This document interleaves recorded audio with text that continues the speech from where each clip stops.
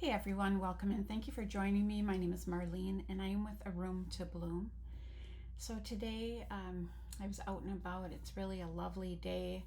Just kind of made sure that I got out because if you have been watching any of my more recent videos, you know that I've been kind of moving through something. I lost someone very close to me, and so even though I'm a spiritual teacher, healer, and guide, what happens is that we still feel it, right? However, the emotions maybe don't swing so far in one direction or the other. But you can have the memories come up, the triggers, the small reminders, the little nuances. And so today I happened to be at a store where I just wanted to pick up a few things, and I went by these flowers, and they were the same flowers were at this person's funeral. And the smell, you just couldn't miss the beautiful scent of these. And they were actually closing out they were having a sale on them. So I ended up purchasing some, and I feel so grateful and blessed. And this is one of the ways that Spirit will communicate with you. Now, the other thing is the time right now is 5:55 p.m. And so fives speak about changes coming forth in your life, right? So if you have been going through a period of grieving, okay, and I'm getting goosebumps just as this thought was coming to me. So for the last 5 days in a row, I have seen a white butterfly, and each time I've recorded the butterflies most of the time.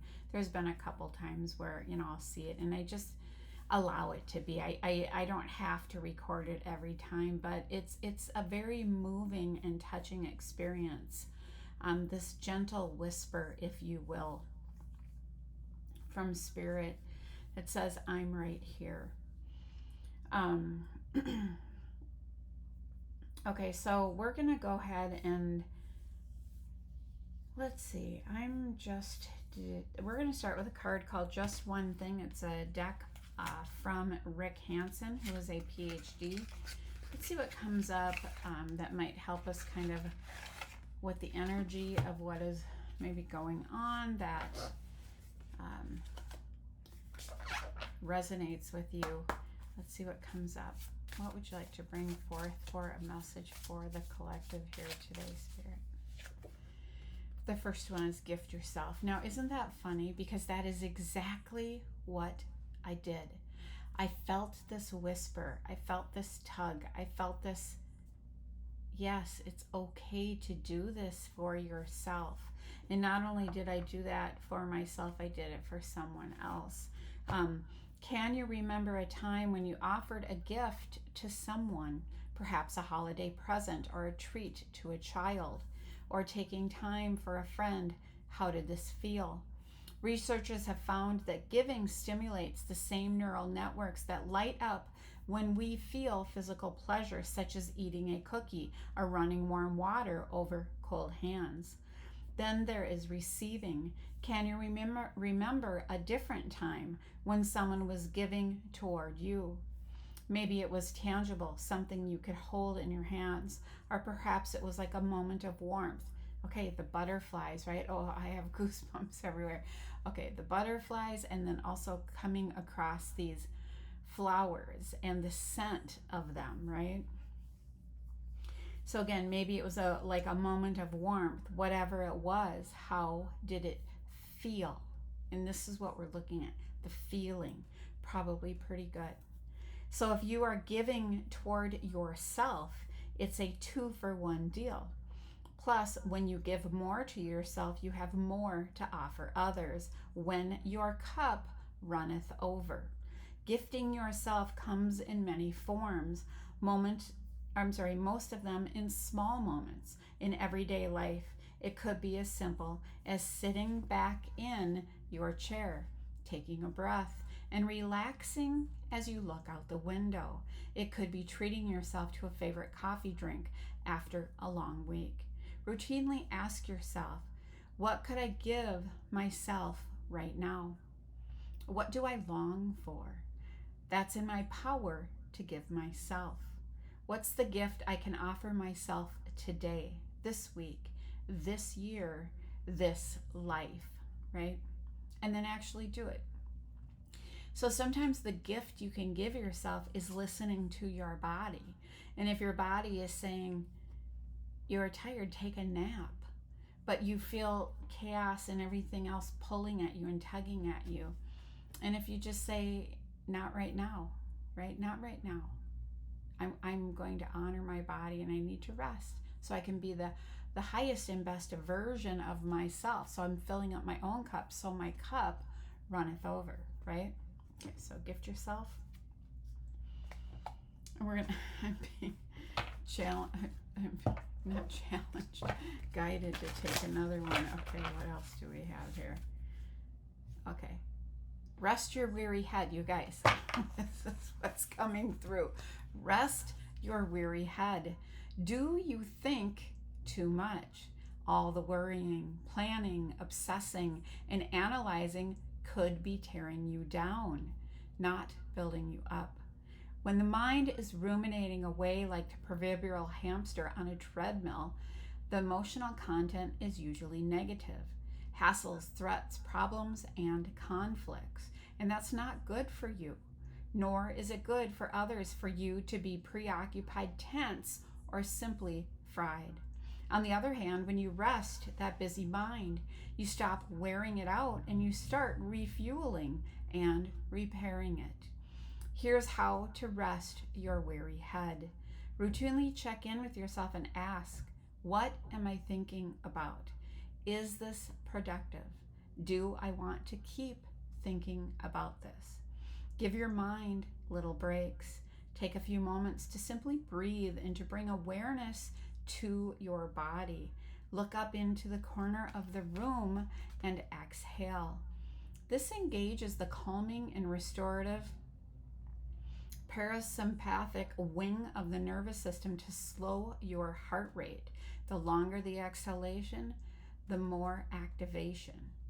Bring awareness into the body, whether it's sensing the breath or paying attention to the movements of walking or reaching for a cup.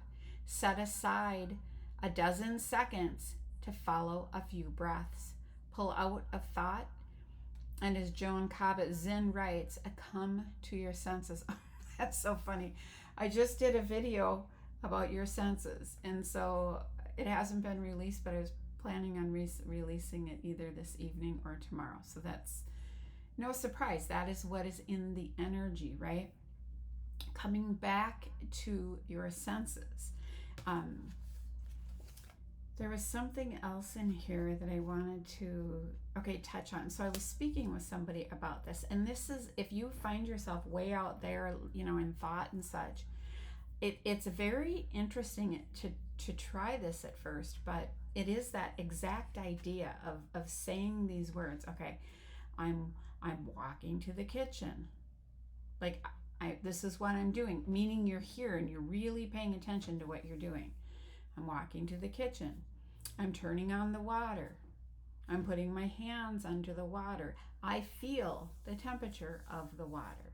I'm putting soap on them, right? I'm drying my hands. And pretty soon, if you practice that, it's surprising, just like a few minutes a day, it makes you realize how many times we actually aren't in our body when we feel like we're not in our body because our mind is someplace else. But then it's like, that's why appreciating the smells, the feel of like fabrics and such, the heat of, like water, the temperature, I should say, of water, if you will. So sensations, coming back to your senses. I'm really happy that came up. And now, because it did, I'm curious what the following one is. We're going to just go ahead and go one more. Back to the basics. When we don't care of the fundamentals, the foundation is shaky for whatever we build: a relationship, a career, personal well being, or spiritual practice. Know what is basic for you. Here are some examples: relationship, respect, no violence, no erratic behavior; child rearing, love, quality time, reasonable authority; job, getting to work on time and fulfilling responsibilities; physical health, good sleep, balanced diet and exercise; and mental health, stress management, self-compassion, and observing your thoughts. Pick one from the list above and act upon it all week and notice the results, right? Getting back to the basics means giving this your attention, committing honesty to it, and making a plan to achieve it. Appreciate the benefits to you and others of honoring and handling this fundamental thing. Let the felt sense of its rewards keep drawing you toward continuing to take good care of it. When we take care of the basics, everything else usually takes care of itself. It just calls us to say, if something else is going on, are we handling the basics, or have we avoided the basics? Maybe because we want to have a certain experience. We want to, we realize that there could be shaky ground here, right? This is like if someone has been having a disagreement or something, and then keep saying, well, let's go out to dinner and let's do this and that, instead of talking about what was shaken up, right? It's like sweeping it under the rug, pretending it doesn't exist, because they don't want to go there. They don't want to feel the feelings. They don't want to keep rehashing. But if it's actually worked through, spoken about, an open conversation, then things are done, right, with that. And you get things cleaned up, if you will. Okay, we're going to go ahead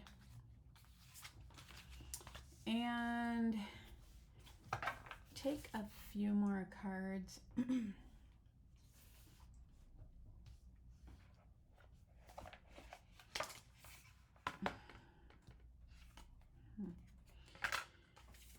All right, this deck is about family, and it says rethink how you connect.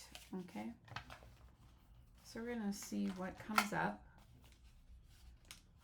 Just kind of interesting. Okay, one fell. This is a big deck. There's more on the table, so we're going to take, oh, it's actually two that fell. What is the most important thing I didn't do that I should have done?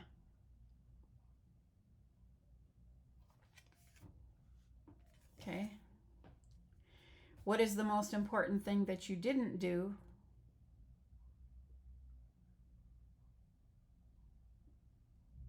that you should have done?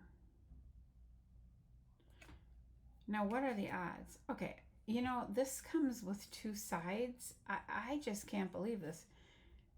I shuffled these. Some of them fell out. So what is the most important thing that I didn't do that I should have done? So personal accountability.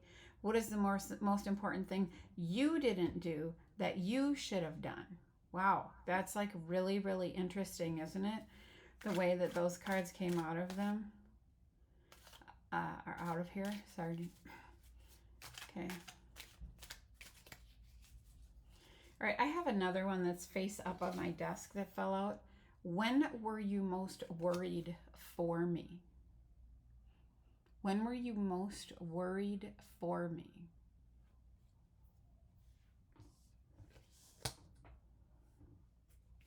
Okay, we're going to keep going.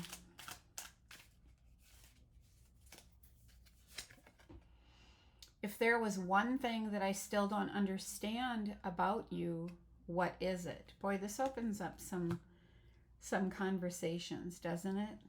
If there was one thing that I still don't understand about you, what is it? That's such a great recheck for anyone who's in relationship or in a family. I'm trying to understand each other. That's a powerful question. Okay, the next one we have is, when was the last time you cried and why? This falls under rest your weary head. What is the most important thing you didn't do that you should have done? When was the last time you cried and why?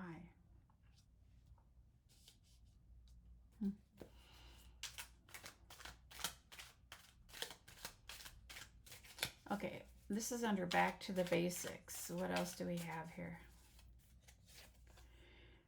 What in your relationship are you most grateful for?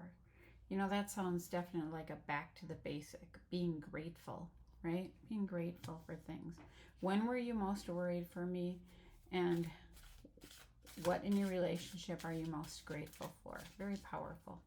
Okay, I'm being guided to split this. How do our differences enhance our relationship? And of course, that can be any relationship, right? It doesn't have to be, it can be like a family relationship. It can be a spouse, partner, whatever that is. How do our differences enhance our relationship? I guess I'm going to put that over there.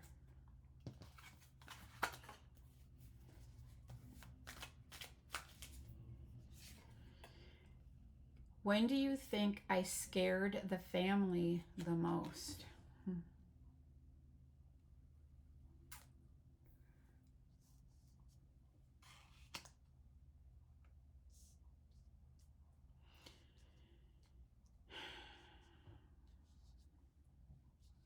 Just taking a deep breath with that one. It's a lot to that question, right?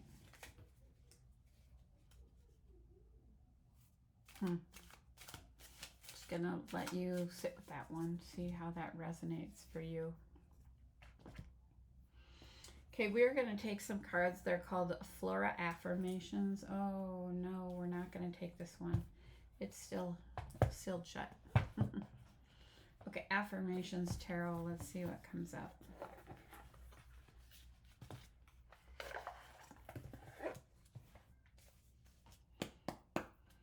All right, what message do you have for the collective?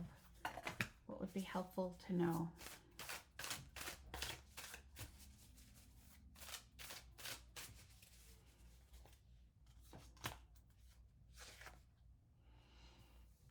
Page of Wands. Someone who is a younger energy who delivers a message regarding your creativity and or career.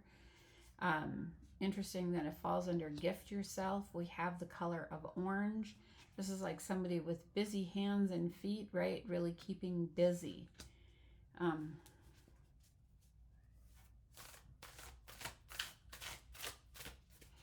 rest your weary head. We have a Queen of Wands.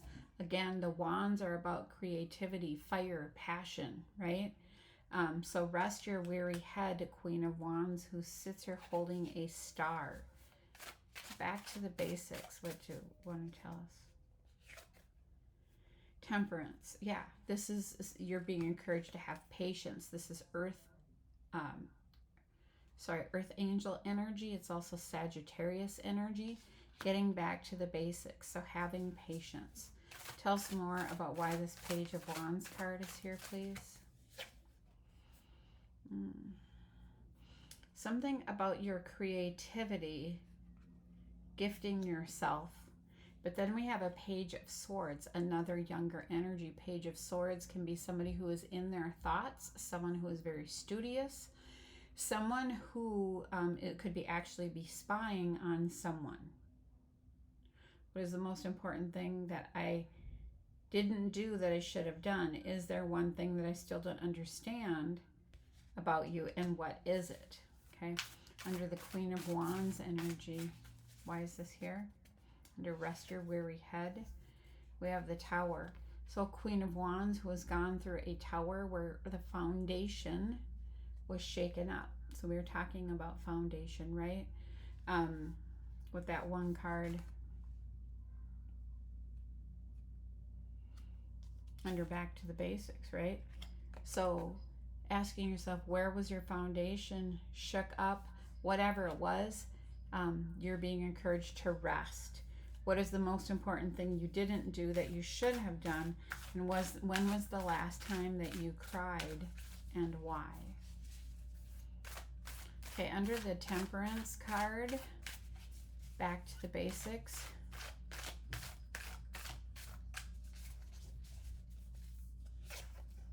We have the Ace of Pentacles. Okay, so this is like a new beginning in finances, right? So back to the basics. It could be back to the basics with a new beginning, right? With finances, just a fresh start. So having patience with that. I really like these cards. These are so fun and bright. It's the first time I've used them. Have patience. Like there are finances coming in here. Okay. Have patience. Yeah, you're being encouraged to get out of your thoughts. It's interesting because it sits with this card. When do you think I scared the family the most? There could have been a situation that was scary, that put someone in their thoughts, right? It put them in their thoughts. Yeah, I'm feeling very moved about this. Put them in their thoughts, but they can get out of this self-imposed prison is what that is, right? Okay, on the bottom of the deck, we have the Hierophant, right? Being a spiritual teacher, really stepping into your spiritual journey. So that would be what's going on in the subconscious mind.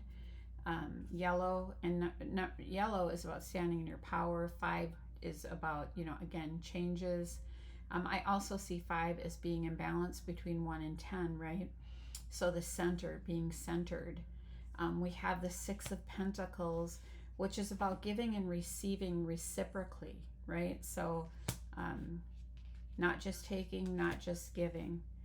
And then we have the 5 of Wands. There has been some type of dispute or argument going on over something, okay?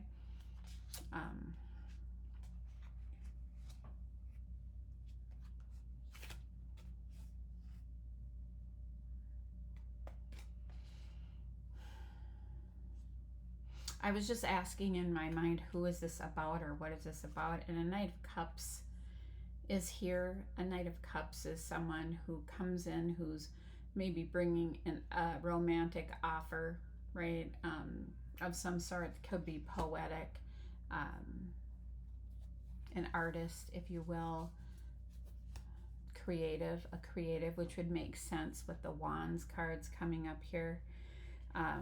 There's been some juggling going on, though, with money.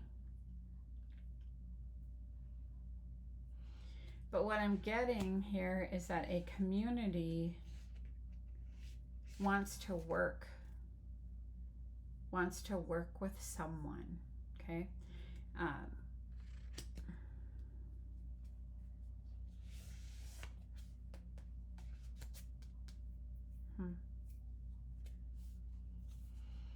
I could keep going, but I'm not going to because, the messages are just going to stop with that. I want to bring forth a reading from a book called Faith for a Lifetime, because there's some things that I'm seeing here that go hand in hand with this, and it's just something I want to share. And it says, it's dated July 26th. Today happens to be, it is July 8th, okay? But it says, just love them. If God so loved us, we also ought to love one another. Show your children you love them by your actions. Don't nag your kids about their choices. If you do, they'll get to the place where they won't want to be around you. They already know how you feel about things. Don't wash their faces with your distaste. Just love them. Baby, you cannot control your grown children. They are no longer babies. At their ages, they will continue to make their own decisions, right or wrong. Keep your focus on who your son is becoming inside, not on what he looks like on the outside.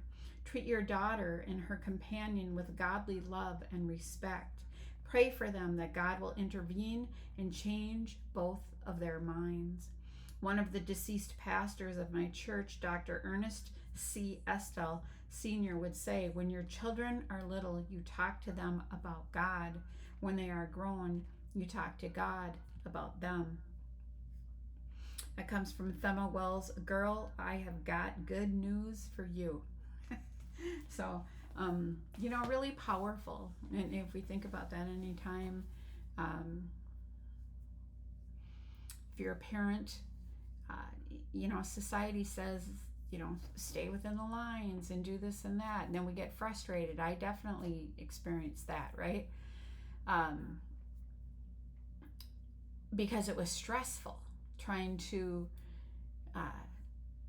keep someone with bigger ideas outside of the lines, in the lines, right? And that's what society says we should do. But that was the lesson for me, is to let go and love them wherever they were at on their journey, right? Even though sometimes things didn't always resonate with my spirit, certainly. However, those were the lessons that made me a higher and better version of myself. It took time because there was a lot of stress early on, so it did, it took time. But that's what this is about, right? We learn lessons along our journey to become that higher and best version of ourselves. But it is that good reminder to ask yourself, have you been hard on your children? And that might be something like, well, my parents were hard on me and their parents were hard on them, and that's how, this goes. But we are not all on the same path. Some are more sensitive than others. And having open conversations and keeping that open will be helpful, in times when you really need that. I think that's from either side, right? So that's the message for today. I want to say thanks for joining me. I hope that you found this helpful for you. I hope that you gift yourself, that you rest your weary head, and that you do get back to the basics in whatever category it is for you that you feel it might be helpful. Take care.